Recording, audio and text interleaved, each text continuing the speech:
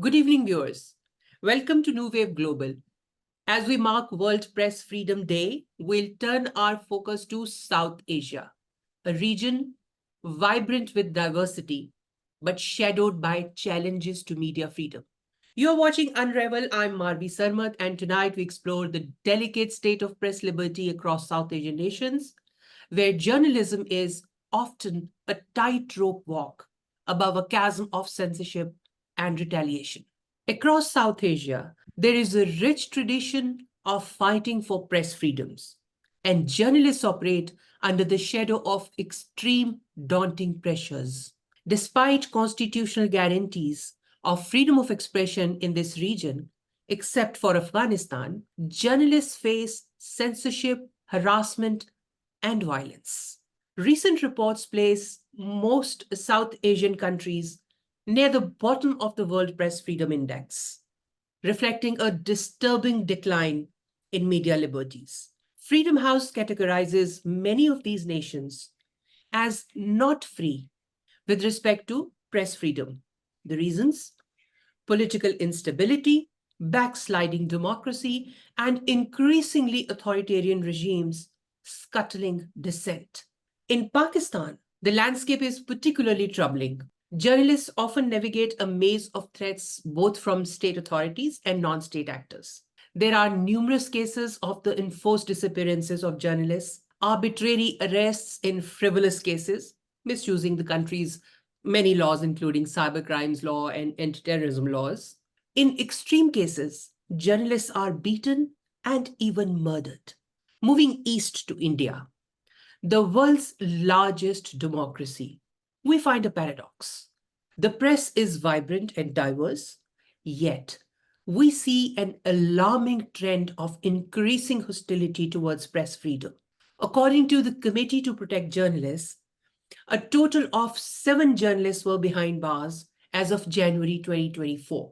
Most of them have been charged under the stringent Unlawful Activities Prevention Act. Heading to Bangladesh, the use of Digital Security Act and Official Secrets Act has stifled the voices of many journalists. For instance, last year, Shamsu Zama Shams, a young journalist, was arrested under the Digital Security Act merely for reporting on local corruption. Another senior journalist, Rosina Islam, she is facing an ongoing investigation under the colonial era Official Secrets Act for reporting on government corruption. In Sri Lanka, during the political and economic crises since 2022, journalists have been caught between governmental crackdowns and public unrest. Despite a change in government, the press continues to battle heavy censorship.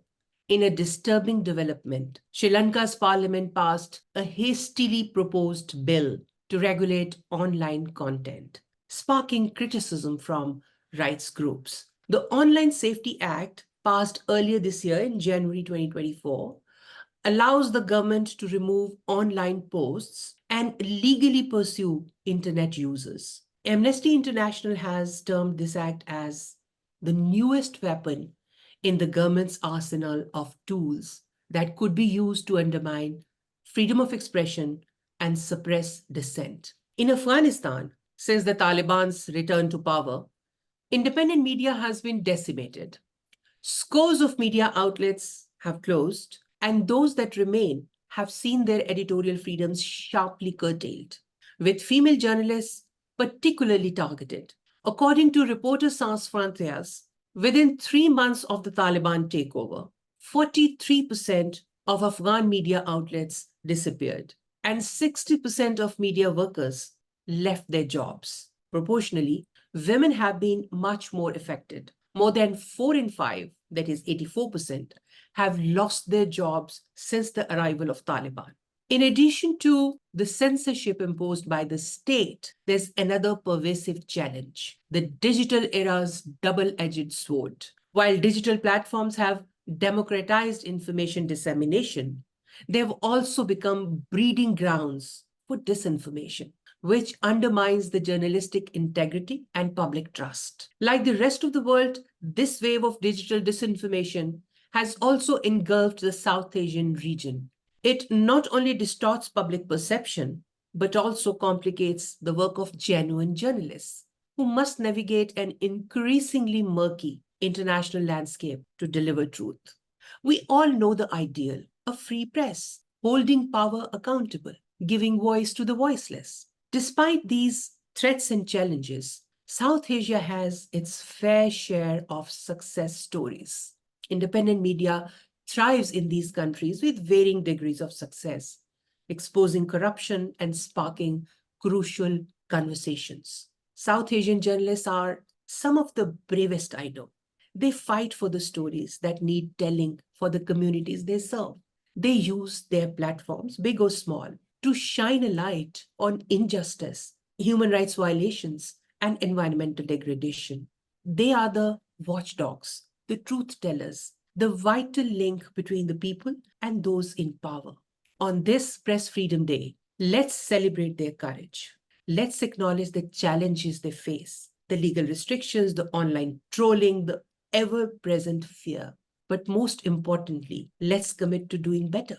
We, the viewers, the readers, the citizens, we have a role to play. We can support independent media. We can fact check before we share. We can hold authorities accountable for attacks on journalists. A free press isn't a luxury, it is the cornerstone of a healthy democracy. Let's work together in South Asia and beyond to build a future where the press can be truly free, where every voice can be heard, and where truth can shine unhindered. Until next time, stay vigilant, stay informed, and never stop standing up for what's right. Good night.